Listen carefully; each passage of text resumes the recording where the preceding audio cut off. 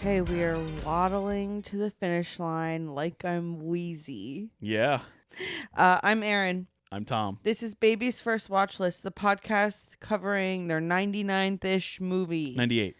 Oh, shoot. Swingers. 98. Swingers is next week. Oh, we actually already recorded our 99th. Recording our 99th movie now. There you go.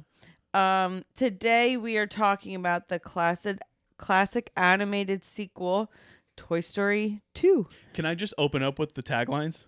Yeah. There's two and they're almost the exact same. Okay. The toys are back. Oh, I like that. And the toys are back in town. I was going to say, did they add in town? Oh, yeah.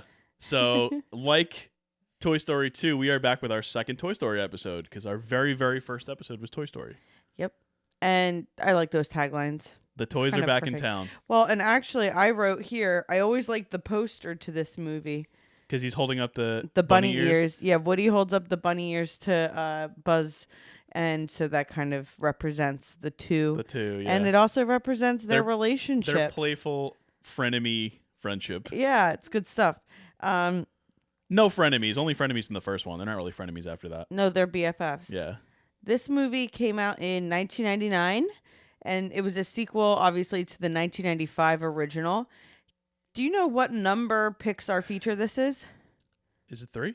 3. Yeah, because A Bug's Life was between. That's it. Yep, Toy Story, A Bug's Life, and they're like, let's just go back to the well. Well, I think originally it was supposed to be direct-to-video. It was. I put that in here. So, yeah, it was directed by John Lasseter. Okay. Oh, yeah. And co-directed by Lee Unkrich, who also directed 2 Oscar winners, Toy Story 3 and Coco. So he's pretty good.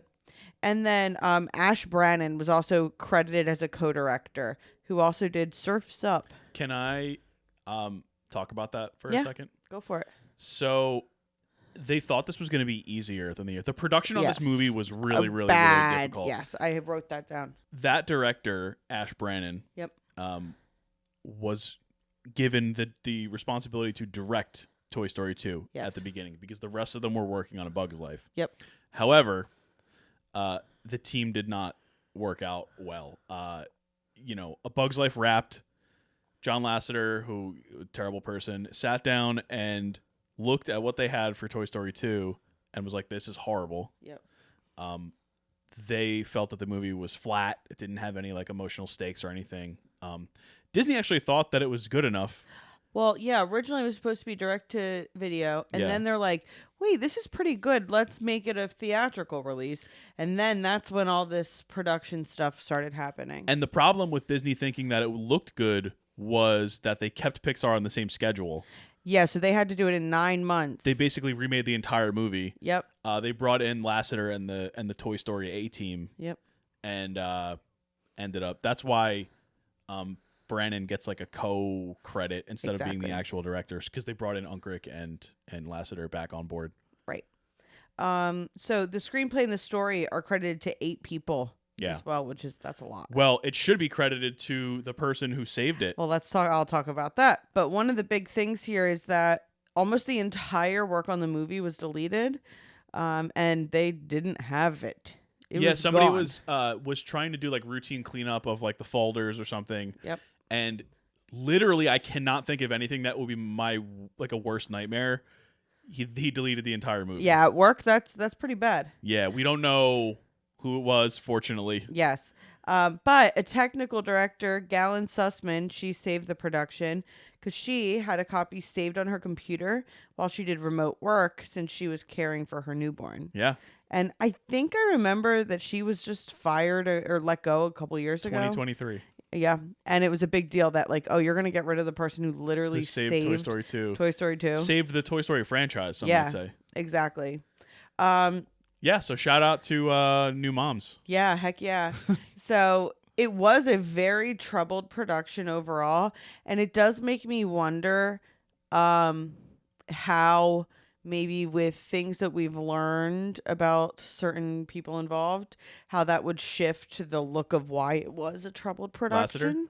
I don't know. Well, I know that when they decided to basically remake the entire movie, they were doing like 48-hour shifts. There were issues with people overdoing it, and apparently that was something that Pixar frowned upon, is what they said. Allegedly, nothing like that has ever happened since. Right.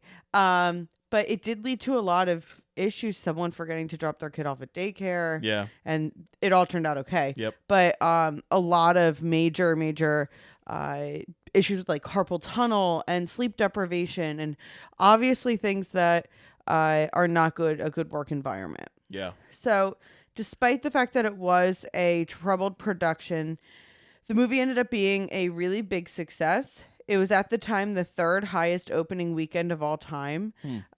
It was behind a couple of sequels.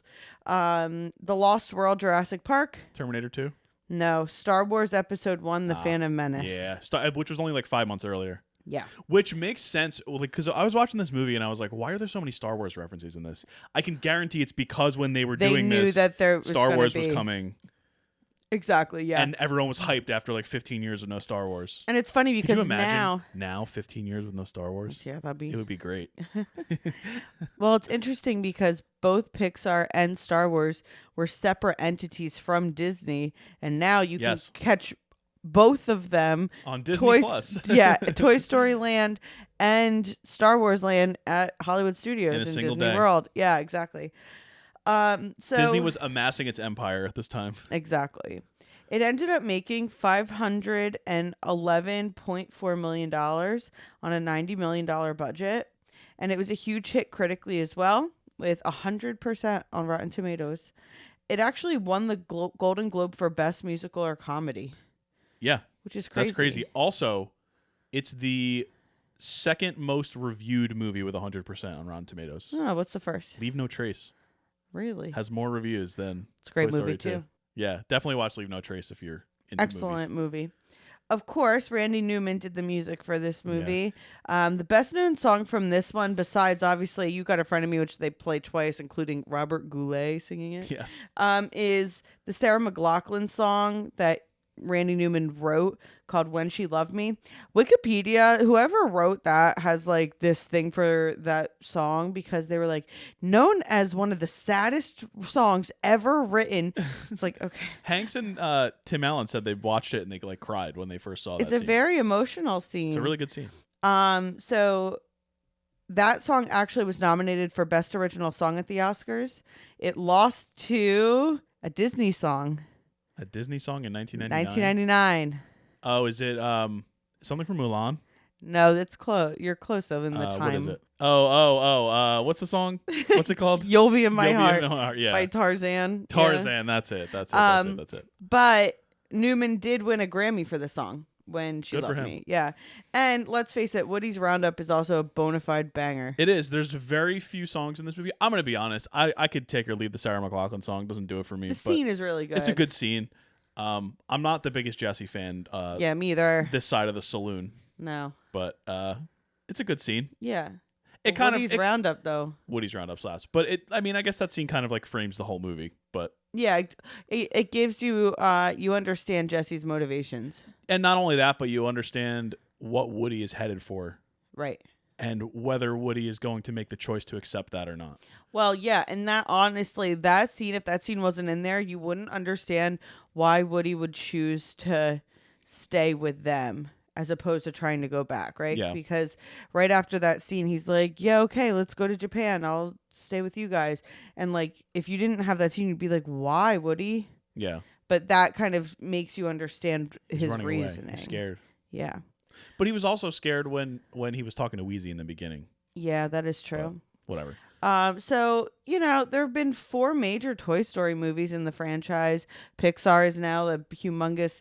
People are getting some Pixar fatigue now. I am for sure. But for a while there, it was the animated studio. I would say like up to and including Soul. Yeah.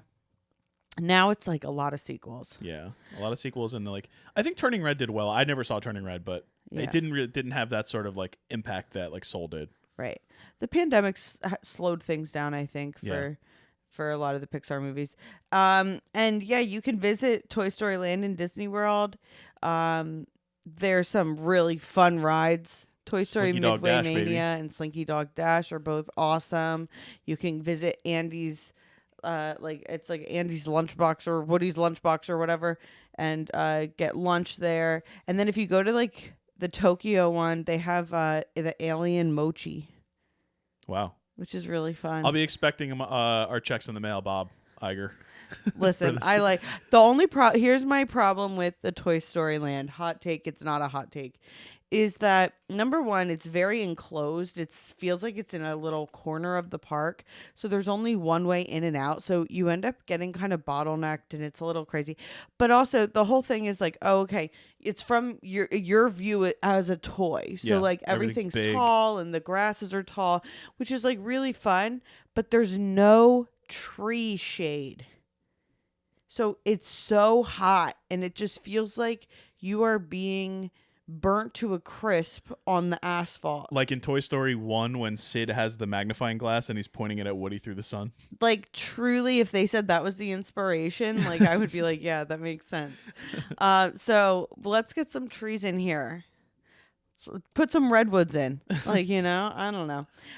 But this movie, Toy Story 2, is seen as a classic of the genre. And For I sure. really liked it again good. this time.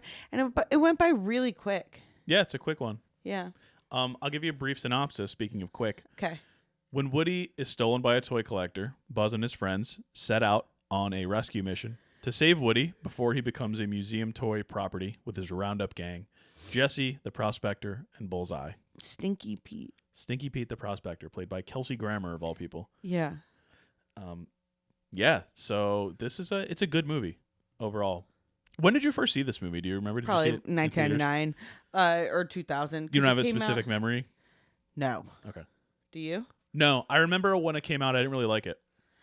Oh, I liked it. I liked everything. I just wasn't like I loved Toy Story 1. Yeah. And then this came out and I was like, Jessie's kind of annoying. Yeah, I didn't get the prospector at the time. I like him more now. But yeah. I was like, I don't know. Rex is kind of there's less Slinky than I wanted. There's less ham than I wanted. I liked some of the like extra silly parts. Like I liked when they saw Barbie. Yeah. I liked the references to other stuff because back then Easter eggs were kind of like cool.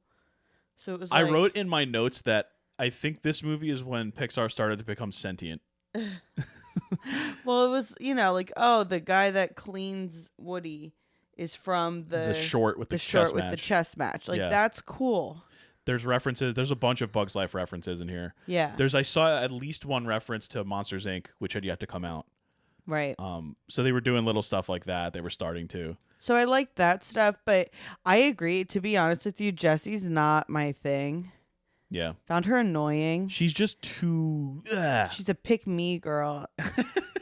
She's like, just all the time. Like, nobody else is like that. Also, And it's a little just jarring. And I like Joan Cusack, but. Oh, I do too. But like watching it back now, I do understand it better that she's someone that has experienced trauma Yeah. and now is trying to kind of move forward into a positive way, and Woody is preventing that, and like, I get it more now, but she's still mad annoying. She's overcompensating and all that. Plus, like, let's be honest here, her and Buzz are not meant to be. Yeah, I don't think so either. I just don't think that's gonna happen. Like in real life, She. these toys would not be getting along. Yeah, she is. I don't know. So that brings me to my question. Like, what do you think about the new edition? So we've talked about Jessie a little bit. Bullseye is king. So, fun fact about He's so cute. Jessie and Bullseye. Bullseye was originally going to talk. No need. He was going to be like, I think he was supposed to be voiced by Martin Short. Okay, Originally. maybe I would watch that. And Jessie was not going to be a cowgirl, but a cactus. That's funny. I think this is the first go around when the B team was doing the movie. And I don't know. I don't know if that would have necessarily. I like worked. her as a cowgirl. Yeah, she works as a cowgirl. I just don't think. I don't know. Nobody plays with a cactus toy. That's the problem. Yeah. Like you have your T-Rex, your piggy bank, your like your spaceman. I don't know if a cactus toy Was would have hitting. worked necessarily. Yeah. I like the cowgirl and the horse. I think that's fine. What about Stinky Pete? Stinky Pete. I like that he was in his box for most of the movie. Well, I like the idea that he wants to be out of his box forever, and that's why he kind of turns heel at the end. Yeah. I also like that when he watches Woody's Roundup on TV, he gets really like embarrassed because he plays for like a comic relief character. Yeah. And that just kills Stinky Pete that he's like the comic, like he thinks he's like a serious like leader and actor. Mm-hmm. You know, it's really good, almost meta casting with Kelsey Grammer. Yeah. I also think watching it as an adult, like I get why he acted the way he did. Yeah. He probably went too far trying to like toss him off. You got to let people make their own choices. But he's not as bad as like Lotso in. Nah. Like Lotso's kind of gives dictator vibes. Or Sid. Or Sid in the first one, who gives very troubled child vibes. The prospector just wants to be able to live a good life. He wants his own freedom. And he wants his own freedom. I get that. I've got a couple fun facts about the prospect. There's a lot of trivia on Stinky Pete. Oh, cool. So he's based on Walter Houston's character from The Treasure of the Sierra Madre. Okay. I've never seen that movie, but I think it's funny that they took this character and like pulled it from, the 1940s. Number 2, when they watch the Woody's Finest Hour tape, he's actually lying to Woody when he says that they never finished it, because later on, when Buzz is talking to him, you can see Woody's Finest Hour playing in the background. Well, it also just doesn't make sense that it would be canceled because it was apparently a very well-known show. Yeah. So, why would they cancel it that week? Why did they cancel Young Sheldon? They let Young Sheldon finish it out, though. Although, apparently, So Help Me Todd ended on a cliffhanger. Wow. Yeah, so apparently you can see it in the background, and the ending is that Woody makes it across the gorge. I was going to ask. He saves everyone. Jessie's heard exclaiming, "I knew you'd make it."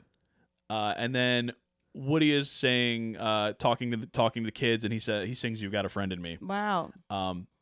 So Sticky Pete was lying to him. So I like that little background. I didn't catch that. His villainy is in the background before he even reveals himself. Smart. And Unlike Sid. And number 3, Sid was misunderstood. We talked about this way back in the day. Sid figured it out. Sid figured it out. He's a productive member of society now. Yes. Number 3, for the 2019 home media reissue, Disney removed the outtakes scene. Do you know what I'm talking about? Yeah. So the prospector suggestively talked to a bunch of Barbie dolls, and he was like, "Oh, I can get you a role in Toy Story 3." Yeah. Especially after John Lasseter was involved in the Me Too movement, they removed that one. Probably for the best. Yeah. And his allegations were towards people at the studio. So definitely something that you don't want to associate with that. Another fun fact, guy I went to high school with, his nickname was Stinky Pete. Great. His name was not Pete. Great. But that was his nickname. There's a kid from my high school who just goes by Dirty. Yeah. Yeah, but Stinky Pete is well, why Stinky Pete? Why Dirty? I mean, I guess we probably know. Yeah, I mean, that's kind of more obvious. Yeah. Anyway, what about Al? He's another newcomer. Yeah, Al. I forgot that he literally steals Woody. I did not even remember that part of it. I don't really like him, but I guess that's the point, right? Well, yeah. I mean, it's Wayne Knight. He's the same. I like Wayne Knight. He's a very similar character to what he is in Seinfeld and in Jurassic Park. But he's much more likable when he's on screen. What do you mean? Wayne when Knight. It's live action? Yeah. Yeah, like Space Jam. Yeah, exactly. Yeah. I think he's in Dirty Dancing too. Is he? He's also in Basic Instinct. He is a king. He's in Basic Instinct. He is. I gotta watch that movie. Also, the cheese puff scene is really great. When that Woody's is good. trying to grab his arm because it's in Al's pocket, and he's walking through trying not to step on the cheese puffs to wake him up. Yeah. Or whatever. That's a really, really fun scene. And Bullseye steps on all of them. Yeah. I like at the end when he's crying in the commercial. Yeah, that's good stuff. He's like, everything is a buck, buck, buck. Here's the thing, though. I gotta say, he runs a good store. He does. People have the theory that, not really a theory, but that Andy's mom bought Buzz from Al's Toy Barn. I believe that. It's right there in town. Yeah. They have a whole Buzz Lightyear row, aisle. He makes it very from the outside. Kids would want to go there. Oh, yeah. But it's a barn. So which what? is the funny part. Think about local liquor store where I grew up. Yeah. That's in a barn. True, but that's for adults. There's a cat that lives there too. Yeah. So, yeah, that's for adults, but that makes you still want to go more. I guess. Because there's alpacas outside. It's pretty cool. I guess, but it's not like kids are hanging out in that parking lot. Al's Toy Barn? Definitely not. No, That's the liquor dangerous. store. With the alpacas. No, they are hanging out there. Okay. You got to see the alpacas. Okay. And so Al's Toy Barn, like, yeah, and then they have the cool background with the sky and stuff.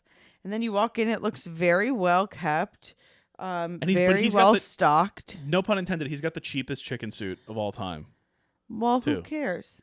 I don't know. Whatever. Al's doing his thing. He's a business owner. Just whatever. That's fine. And he gets his comeuppance. He does. Because he can't be stealing stuff. You can't be stealing Woody. He has a great Woody collection, though. He does. Yeah, he's a collector. Definitely a collector. What do you think? Okay, so I just wrote this down. This is just a random thing. When Buzz decides to leave to go find Woody and bring him back, what do you think about Bo Peep walking up to him and saying, "This is for Woody" when you find him, and giving Buzz like a huge kiss? Bo Peep's weird to me. I'm not a Bo Peep fan. Yeah. I don't think her and Woody are meant to be either. No, I don't really love the only romantic relationship that works for me is Mr. and Mrs. Potato Head. Absolutely. Their endgame. Oh, I actually wrote her as a newcomer, Mrs. Potato Head. She's great. Mr. and Mrs. Potato Head are endgame. I'm not kidding. What's she gonna go back to her maiden name? What's her maiden name? That's a great question. We're never gonna find out because they're meant to be. Buzz and Jessie, no. Just absolutely Sorry, not. but no. Woody and Bo Peep, lust not love. Yeah. Mr. Bo and Peep Mrs. leaves in Toy Story 4, doesn't she? She wears pants. Good for her. Yeah, they like give her an outfit change and stuff. Yeah. And then Mr. and Mrs. Potato Head. I mean, they've goals. been married for 48 years already by this point. So yeah, totally. And then they adopt the alien babies. Yeah. So I think that it is a little bit problematic what Bo Peep does in this situation. It's very manipulative because Buzz was like he wasn't not into it. You know, you could see he makes like the googly eyed face when she does it. I don't know. Just that's okay. Weird vibes. I probably would not do that. But weird vibes. If I was Woody and Buzz, what if Buzz just kissed? That would have been great. This is from Bo Peep. Yeah, I don't know. Whatever. Talking about the CGI. Yeah. Do you think it was better than the first one? Yeah. That dog looked awful in the first one. Remember that Spud? one dog? Oh my gosh. Come on, please respect Spud. Terrible. Maybe that's Mrs. Potato Head's maiden name. Maybe Miss Spud. Miss Spud. That's cute. I actually thought like some of the animation looked like legit good. Like I really liked the fabric that Bullseye was. Yeah. This was the first time I ever noticed that. I wrote his fur. Yeah, it looked so good. I also liked when Al is asleep, the couch pillow had like similar textures. The Cheetos looked good. Yeah. Or Jack's, if you will. Or cheese doodles. Or cheese doodles. Are Jack's just the circles? I don't know. Alex, let us know, please. So I thought that the animation was way better. Obviously, it's nothing like compared to the stuff nowadays, but it's not that bad. It's 1990. It's 1999. Certainly not unwatchable at all or embarrassing. We're like, ooh, that's pretty bad. The outside stuff doesn't look great. The worst thing that I saw the plants was the apartment buildings. Yeah, like just that looked very beginner. Yeah, which probably is better than anything I could ever make in my life. Yeah, but also it is beginner. Yeah, exactly. They've only this was only like the third Pixar movie.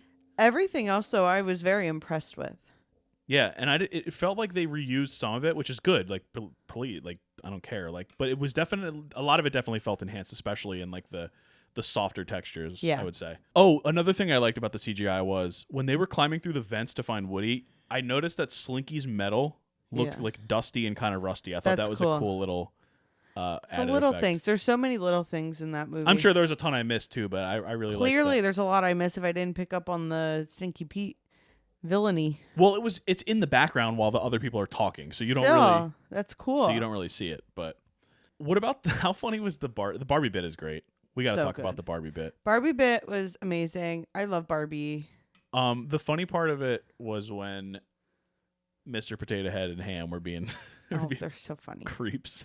And I love I love tour guide Barbie and how she keeps it profesh. She does always, even when she crashes the car. Shout out to Barbie, even in the outtakes. Yeah, exactly. And I do love when Ken comes in.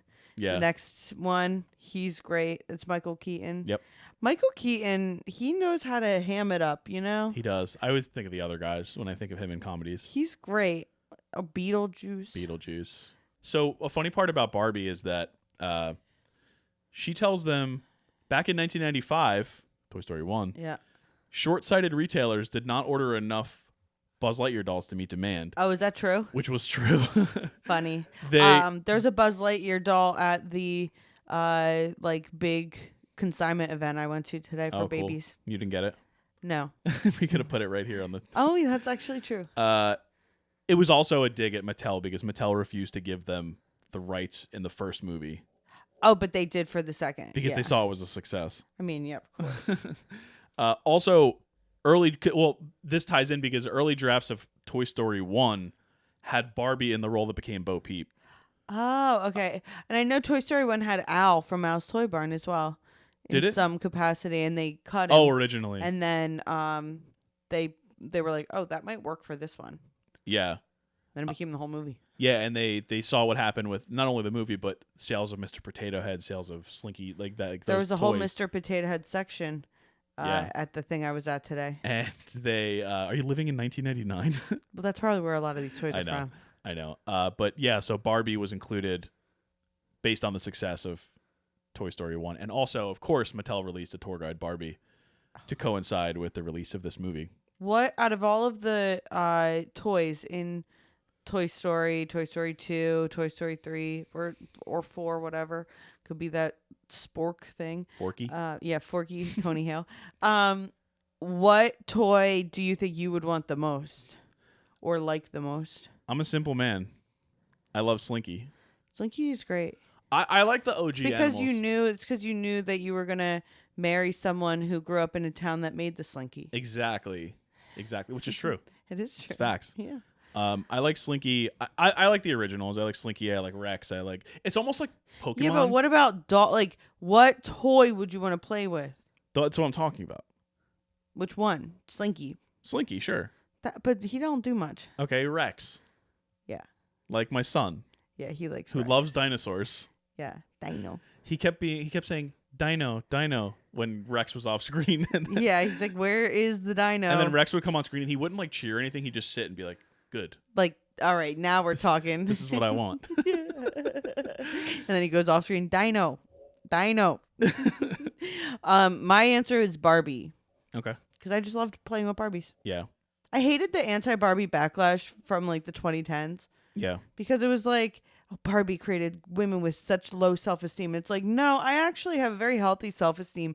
And I loved playing with Barbies. And I never compared myself to Barbie. Also, there's plenty of other things that resulted in bad images. 100%. But Barbie was not one of them. I love her. She's wonderful. And so when the Barbie movie came out and it's like everyone's like, hi, Barbie. Like, I like that. Yeah. Because it's true. I loved Barbie. I never had any Barbies. I grew No. up in a male-centered household. I did not. I had more Hot Wheels. Oh, okay. Yeah. I had a couple of little Hot Wheels, but not really. I had that exact thing that they have when, the little loop thing. Yep. That's in Andy's room. My cousin Chris had that. Buzz uses in the I first feel movie. like every young kiddo from the 90s had access to one of those. Yeah. Whether they had it in their own house or a cousin's house or a friend's house. Everyone was doing the loop-de-loop with their Hot Wheels. Exactly. What did you think about the addition of like a real Buzz versus Zurg storyline in this movie? Oh, it's fun. I don't need it to be a whole movie, so I didn't watch Lightyear. Yeah, I didn't watch Lightyear either. But it's fun as a little cold open. Well, there's the whole part in the middle too when they're at Al's Yeah, actually, that part I was like, okay. with like the other Buzz. Do you know why I liked it? Because they didn't go too crazy long with it, and then it ended up being kind of a gag at the end, where like it was the Star Wars "I am your father," and then they like play catch. It's cute. There were multiple Star Wars references here. Like There's a lot. When he goes into the tunnel in Zurg's fortress and it like closes behind him, that's like a Star Wars, that's like an Empire Strikes Back thing. He says the line to Buzz, and he says, "So we meet again, Buzz Lightyear, for the last time," which is essentially what Darth Vader says to Obi-Wan Kenobi. Fun. So they were definitely leaning into Star Wars fever that was going on at the time. Which is smart. Even though it was 5 months later and people kind of knew that the Phantom Menace didn't get the best reception. Doesn't matter because all the references were for the old good stuff. Right. And then, of course, the I am your father thing when Zurg tells Buzz that he's his dad. Yeah, it's good and then when Rex like spins and knocks him off the elevator shaft, that's what happens to the Emperor at the end of Return of the Jedi. It's like that same like looking down and he's like falling with his Look, Star Wars is not really my bag. Yeah. But I respect the iconicness of it all. Yeah. And then at the end of that little storyline when him and Buzz are playing catch. It's so cute. He's like, "Oh, I got to catch up playing catch with my dad." Yeah, I love it. He's like, "Oh, go deep, son." He's like shooting the tennis ball gun at him. Growing up, did you like Woody or Buzz more? Woody. I liked Woody more, but I liked the Santa Claus, and I had never seen anything with Tom Hanks, so I was like mad that I liked Woody more. Woody's a better character. Because I was like, well, I like Tim Allen, which that didn't necessarily age. Yeah, everyone's been saying that Tim Allen has better longevity than Tom Hanks. So I like Woody more. What do I do? But like I like Buzz now. Because he's really funny. I like that he just constantly has identity crisis. Yeah, he's really funny throughout the whole thing. Mrs. Nesbitt. Mrs. Nesbitt iconic. is honestly maybe my favorite part of Toy Story 1. But yeah, I was a Woody girl too. He's just the best. He's got a lot to him. He does have a lot to him, and Tom Hanks is so good as Woody. He is. I'm on record as not being like the biggest Tom Hanks fan in the entire universe. Yeah. But I think that Woody is one of his better roles. He's wonderful in it. I think it fits his personality great, and it's something where he is able to sort of literally melt into the character because you're not seeing Tom Hanks, Right. That sort of takes me out sometimes where it's like it's just Tom Hanks being Tom Hanks. But I don't have to think about that when I'm looking at a CGI animated cowboy toy. I really need you to watch Philadelphia. I'd be interested in your thoughts on it. I've seen a lot of his like big ones I now, know. But yeah, I mean, I'm not against any. What's your favorite Tom Hanks role? Besides Toy Story? Yeah. I don't know. I would really have to think about that. Yeah. What are yours? I really like him in A League of Their Own. He is great in A League of Their Own. I'll give you that I think one. that he's so good in that. I think he's wonderful in Big. Elvis. Oh my God. No, maybe not Elvis. But Philadelphia, he's wonderful. Saving Private Ryan, he's really good. I thought he was pretty good in Sleepless in Seattle. Oh, I love him in Sleepless in Seattle and in You've Got Mail. He's great in those roles. From what I remember, I haven't seen this movie in a long time, but I did really like him at the time when I watched Catch Me If You Can. Okay. I haven't seen that. I'm also not a huge Leo fan, but I liked them both in that movie. Yeah. I mean, I am a big Tom Hanks fan. I actually really, really enjoy him. If he's in something, I get more excited about it. Except for Elvis. I don't one way or the other. Like, I like him. I think he's good, but I think he's good, Mm-hmm. Yeah. But yeah, I guess I should watch that. And I also haven't seen Forrest Gump all the way through. I've seen it like pieces. Not a fave, but he's very committed to the role, so that's cool. Yeah. Other than that, I think I've seen most of his big ones. We've seen a lot of his Spielberg-y ones. Oh, I'm sorry. He's really great in Castaway. That's probably my favorite. Oh, excellent in Castaway. That movie is so good. Yeah. That's Zemeckis, right? Yeah, the thing that is good, the thing I love about that is that he like carries the movie. He does. It truly relies on him, and Yeah. it shows that he's a really great actor, Yeah. that he can carry that and has the charisma for it. And it's a long movie too. It's like almost is. 2.5 hours, I think. It is, and it's truly like him on an island for not all of it. Less than you would think. Less than you would think, but a big enough chunk. It's kind of like the Gravity Yeah. effect, right? With Sandra Bullock, where like it's just her for a lot of it, just in space, and you're like, can she like do that? And it's like, yeah, she can. Would you have left if you were Woody after Jessie went through the whole song and all that? Or would Yeah, you I'd be gone. You would have? Even Yes. after Bullseye was like giving you the puppy dog eyes? I barely know Bullseye. Yeah, but he's cute. We love Bullseye, but I don't know him. I see like, cute dogs all the time. I'm like, oh, I'm gonna stay over here. But no. He doesn't see cute dogs all the time. He sees Buster, who is cute, Andy's dog. Okay. But then you're gonna go home and what? You're gonna get thrown in the trash? You're not gonna get. You're gonna He's get donated? not gonna get thrown in the trash. First of all, You're gonna get donated? Yeah, great. he wasn't going to get donated. He knew that too.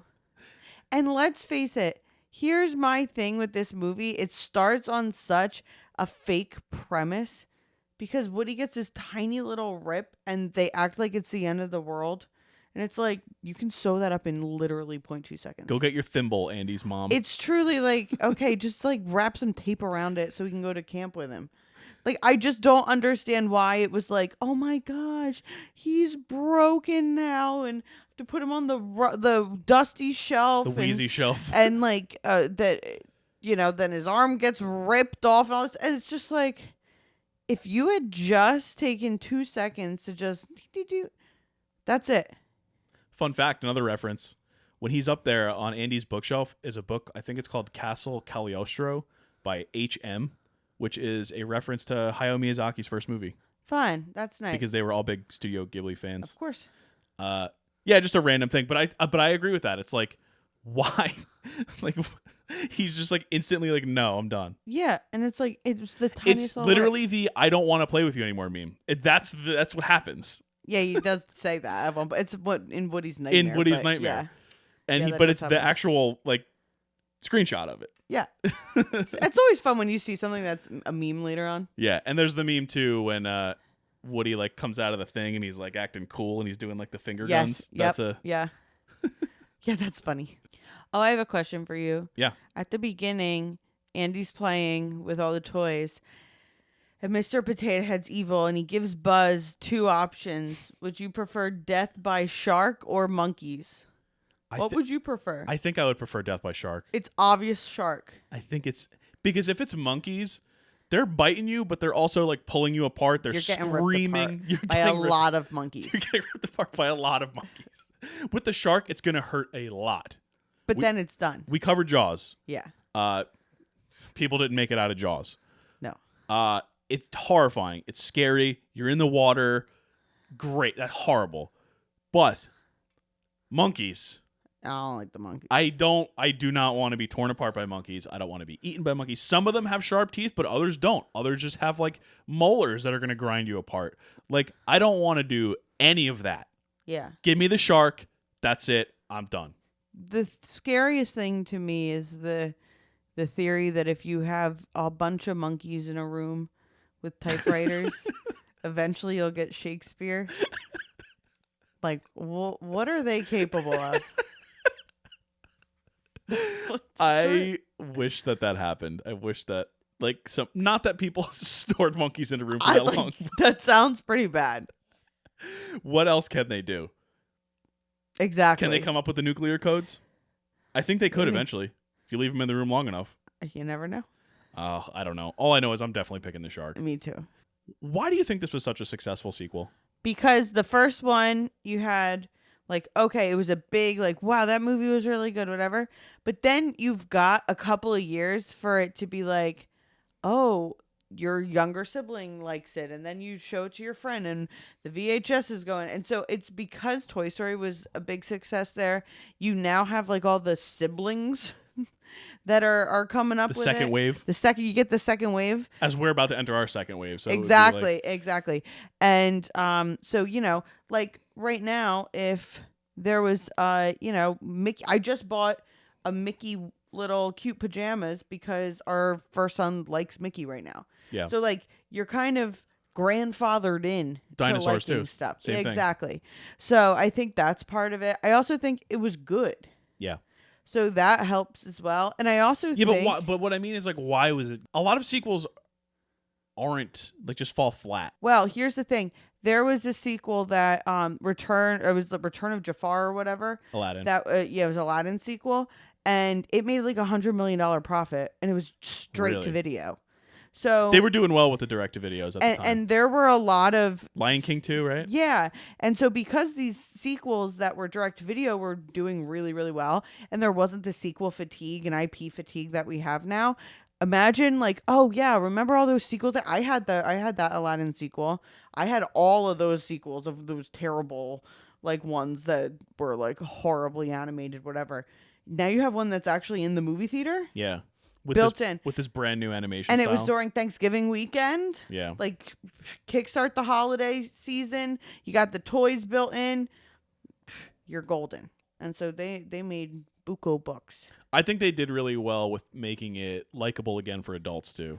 Yeah, exactly. It's something that is applicable to adults. Because it makes you think of your old toys and what you did with your old toys. Well, and that's why the Jessie song hits. Exactly, because then it makes you feel bad. Well, and the kid sees it from Jessie's perspective, but you see it from the kid's perspective. Yeah. What I like about that song too is that they make Emily donate Jessie. Yeah. So it shows that like she's actually a good kid. She's a good kid. She naturally just aged out. Exactly. And you know, when you're watching it as a kid, you're like, how could she do that? But as an adult, you're like, where's my doll? I don't even know.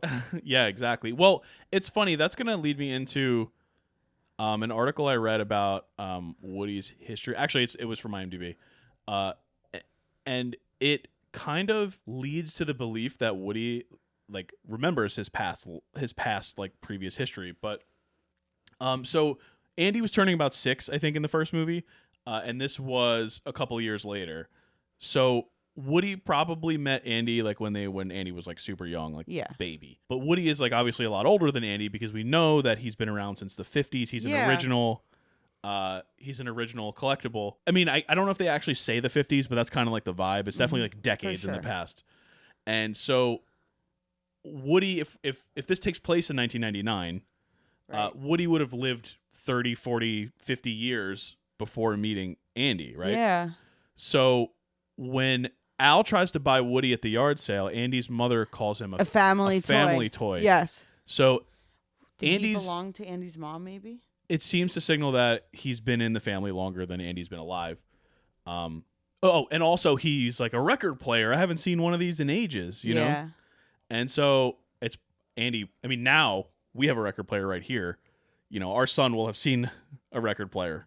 Right. But in the 90s, that was the dead zone for vinyls and record players. Right. I actually had a Sesame Street record player in my closet for a very long time. Oh, that's funny. And Elmo. So it was likely that he was owned by Andy's parents, and some fan theories say that Andy's missing father was Woody's original owner. Well, that's sad. And because Andy kind of associates Woody with his dad, he's very attached to him, and that's why he's always been the number one toy. Steep. Yeah, I mean, that's never been confirmed or anything. No, but that's an interesting theory. A reading into it. Yeah. Yeah, so it's kind of crazy because this is the first time that Woody's really confronted with... We get it really, really fleshed out in Toy Story 3, of course, but... Very existentialist. Here, well, it's when he first has that moment of, like, consciousness almost, you know, of, like, time and of, you know, the fact that he can't be with this kid forever. Right. And it's funny because also we don't really see him with Andy that much. No. It's just assumed because we all had toys that we loved. Right. And we're just sort of projecting our own experiences onto that. We get the little, we get the couple of montages in Toy Story 1, but nothing really, you know, Andy's not really in these movies that much. No. But again, it's projection from the viewer. It's just a really clever way of twisting the audience and using your own experience, your own universal experiences, and placing emotion into it. Yeah, it's beautiful. And then I just want to mention the outtakes because we talked about the outtakes. They're really good. In 10 Things I Hate About You. Yeah. So we are pro outtakes. Yeah. Please bring back the outtakes and the credits. And I like with Toy Story, they're not really real outtakes, but they make them like outtakes, which is funny. Yeah, it's like meta. And they even have Bugs Life characters. Yeah, well, yeah. So they have the Bugs Life characters come on screen, and Heimlich is like, "Oh yeah, this is for the second one." Yeah, and Flick is like, "Not for our movie." Yeah, and then Buzz kind of comes like slamming through the. They're getting rid of all Bugs Life stuff. I think they're getting rid of Tough to Be a Bug at Animal Kingdom, probably for the best because that starts nightmares. Terrifying. I also love the outtake of Mrs. Potato Head packing everything into Mr. Potato Head. And it just lasts forever. Yeah, so and they cut back to it like 4 times. Yeah, I love that. Because it's so, like, wife from the 50s. I, like, truly, if I could be any of these characters, it would be Mrs. Potato Because she doesn't have to actually go out and go Number on the adventures. one, she just vibes. And that's what I always like about movies is the just vibing parts. Yeah. Number two, I love that she just is who she is. And I love how much Mr. Potato Head's just, like, obsessed with her. He is. And he loves her. Even though he did look at Barbie. Look, it is what it is. It's Barbie. But I think that she's a really fun character, and she's played by she also plays George's mom in Seinfeld. Yeah, she also there was a bunch of people who were considered for her. It's the gamut of that type of actress. Oh, So you yeah. got Cloris Leachman, Yeah. Florence Henderson, Carol Burnett, Doris Roberts, Betty White. Were all considered for Can't her. go wrong, but Though Estelle Harris was cast, White and Burnett were in Toy Story 4. I don't know if you remember. They played Bitey White and Cheryl Burnett. it's good stuff. My queens. Yes. I think that's pretty much all I've got on Great. Toy Story 2. Do you have any other questions? No, I think that we were able to sprinkle them in really well. Yeah. So does Toy Story 2 make Baby's first watch list? He watched it already. He Yay. did. Yeah, he watched most of it. He was off He playing watched with some of it. He was off playing with dinos for a He little bit. definitely liked the first 20 minutes. He did. And then he was like, I'm going to go play with dinos. But then anytime Rex was around, he was peeking on over. Yeah. So this is one of his first movies he's actually sat down and watched a big chunk of. Yeah, with us, which is so fun. That is cool. And what are your thoughts on this overall? I really like it. Did you let me put it this way? Did your opinion change after this watch? I think I liked it more because I see from different perspectives now some of the characters, and I'm able to pick out more. I do feel like Toy Story and Toy Story 3 are both superior to it. I prefer the first one. I think the first one's still my favorite. I always like the OGs of things, though. You know, like I like the first seasons of shows the most a lot of the time. Before they were popular. No, but like Game of Thrones, I love the first season. Yeah, first season's not the best season. Right, but I don't know why, you know. First season's good. Toy Story, the OG, is probably still my favorite. But this one, I really liked a lot of aspects of it. Yeah, I agree pretty much completely. I liked it more because I'm in a spot in my life where I definitely understand it more. Yeah. Like I said, when it came out, I didn't love it because I loved the first one so much. I currently lean towards Toy Story 3 being my favorite. Toy Story 3 does have a nostalgia factor for us. It does. I don't really get super nostalgic with movies. Yeah, but that when we were seniors, when Andy was a senior, it was very much of our time. When I'll just put it this way. When we do Toy Story 3, we have to have Uncle Robbie on. Okay. Because I saw that with him in theaters. That's nice. And so, so I thought it was great, but 1 and 3 to me are just like titans. Like I love those two. They're wonderful movies. This one I like. I think it's really, really good. And it's absolutely worth watching. It's a worthwhile Toy Story movie. 4 I would have to rewatch to have that same opinion. I didn't dislike 4. I didn't dislike it either. And that, you know, it's got Key and Peele in it. Keanu Yeah. Reeves is in it. I like Tony Hale. But 2, I just think it's missing something, and I don't know what it is. Yeah, I agree. But it doesn't mean that it's not a good movie. I think it's a really good movie. It's just missing something to put it into that upper elite echelon for me. Yep. So that's Toy Story 2. Next week, we are going back in the vault. Yeah, for a new we already episode. did this a long time ago. We did this one when we recorded the Shining episode, Yep. way back when. So Uncle Robbie will be back on for Swingers, which good it's movie. funny. If you haven't seen Swingers, you might know the Vince Vaughn thing, like the Vegas baby. I thought Swingers was going to be like vulgar, disgusting, funny, like comedy. It's really not. No, it's also really short. It's a short indie movie that's really thoughtful. It's thoughtful and it's also satire. And it's satire. It's like when I watched heavy this, duty satire. when I watched it for the first time, I thought that the guys were supposed to be cool. They're not. They're supposed to be like lame. And I didn't realize Swingers is like the swing renaissance of the 90s. Yeah, I didn't Which either. is really interesting. Yeah, but it's like I always think about the 90s, I think about ska. Yeah. And it kind of leans into that a little bit to the swing stuff, but there was like a big swing music revival in the 90s, which now looking back is so cringe. And Swingers, the movie, makes it feel cringe too. Yeah. It's a great episode. Robbie is the best. So please tune we in love Uncle Robbie. for Swingers next week. It's a pretty short one actually. It was shorter than I think he had to catch a train or something. Yeah. So it's still a full episode. It's still great. And then we have Popstar coming up after that, and that'll be our final before our break. grand finale for now. Yep. So thanks for listening to Toy Story. We will see you next week for Swingers. Goodbye. See ya.